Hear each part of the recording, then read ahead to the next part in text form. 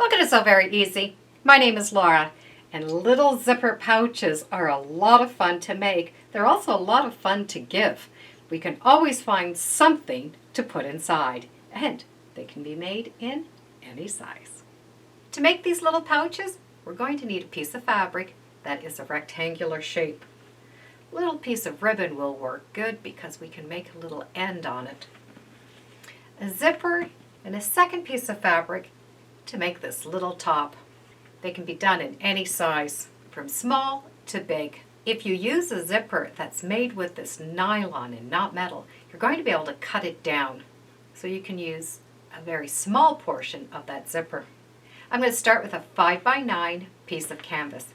I want to use a fabric that's a little bit heavier, and that way I don't have to put a lining in it, and it will hold its shape. The zipper is going to get stitched onto the short end, so it won't matter what size rectangle you make it. The zipper will need to go on each end.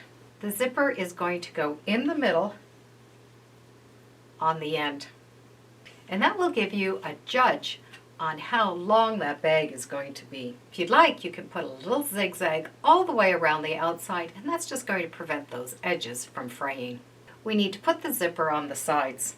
We can always use a little glue stick to help hold that zipper on until we get to the machine. Take the zipper so that it's facing down. The one edge is going to go along this edge. This edge is going to go along this edge. We can just undo that zipper. Having a nice long one is going to make it really easy. Run a little bead of glue right along that edge. You don't want to go too far in, just along that one edge. The good side facing down, you can match that edge. I'm just using a regular glue stick. This one happens to be from Crayola, and it's washable, which means that the glue will wash out. You can also use a glue that's made for fabric. Just run the iron along that edge. We just want that glue to stick. And while this is still down, we're going to take that other side and glue it along this edge. Make sure that the zipper is not twisted, and that edge is going to go along that edge.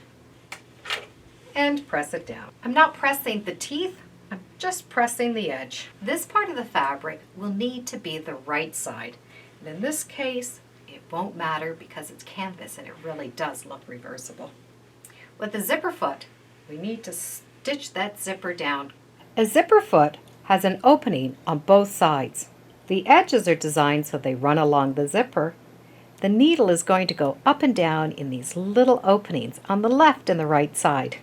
So in this case, the teeth of the zipper run along this edge, and the machine is going to stitch beside it. If your zipper is long enough, you can start off of the zipper. You can see how this edge is going to follow the teeth, and that needle is going to go up and down. Just let that side follow, and you don't need to force it over. It'll want to follow that edge all on its own and come right off to the other side. That zipper is now stitched on. You can turn it over and stitch from the top going down to the bottom, or you can move your needle over and stitch from the bottom going up.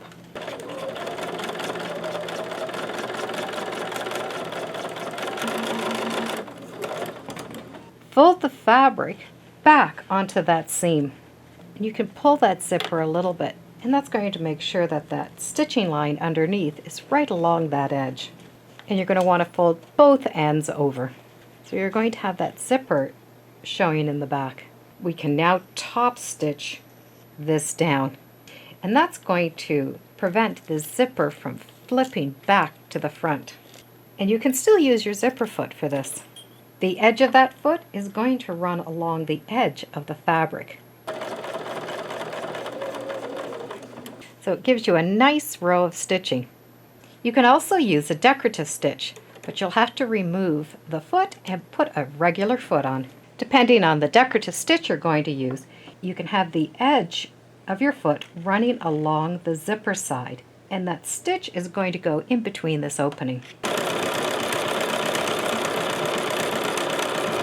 That row of decorative stitching is going to hold that zipper down.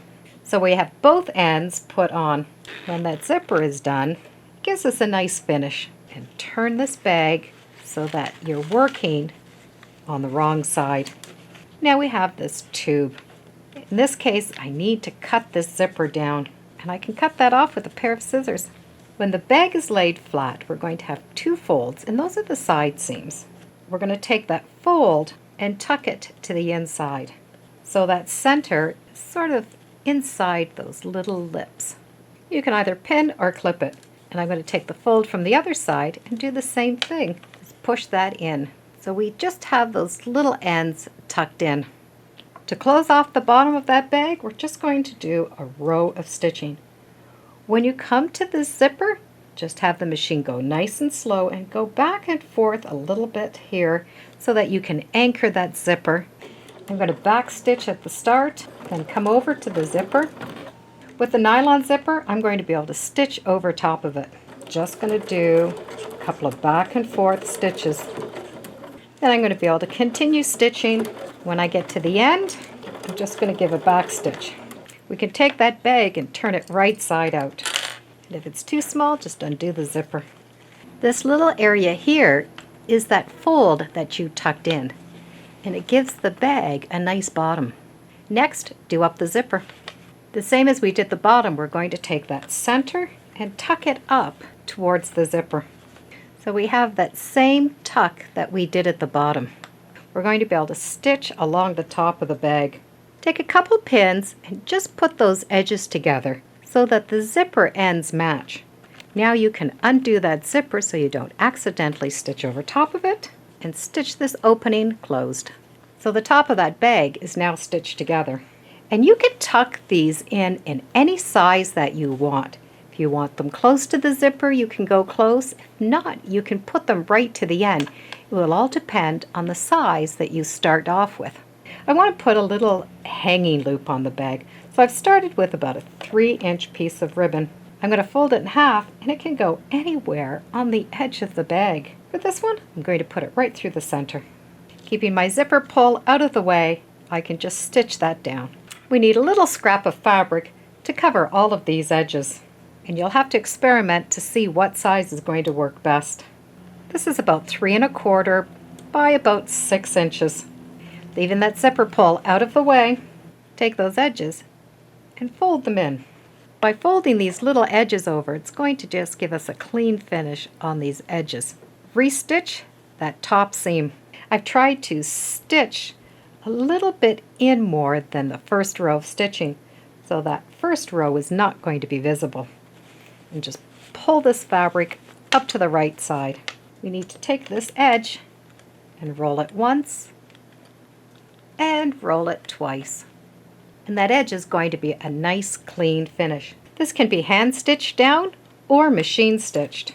If you're going to machine stitch it, you can use that zipper foot again. So that foot is going to run right along the edge, and move the needle as close as you can, so you're going to be stitching right along the edge, not on the fabric, but right in that little ditch, and just follow that edge. With that last row of stitching, it's stitched in the back, and we're done. It has a little bit of a flat bottom, which gives it a nice shape, and the bag is a lot bigger than it looks. Gluing that zipper on first definitely makes it really easy to sew that zipper on. These bags can be made in any size you want, depending on the zipper. The bigger the rectangle, the bigger the bag. This is a great project to use up some leftover fabric. What a beautiful bag to give, and a beautiful bag to receive. And I'm sure we'll be able to find something to put inside. Thank you for joining me today on Sew Very Easy. Feel free to subscribe, and as always, come on back.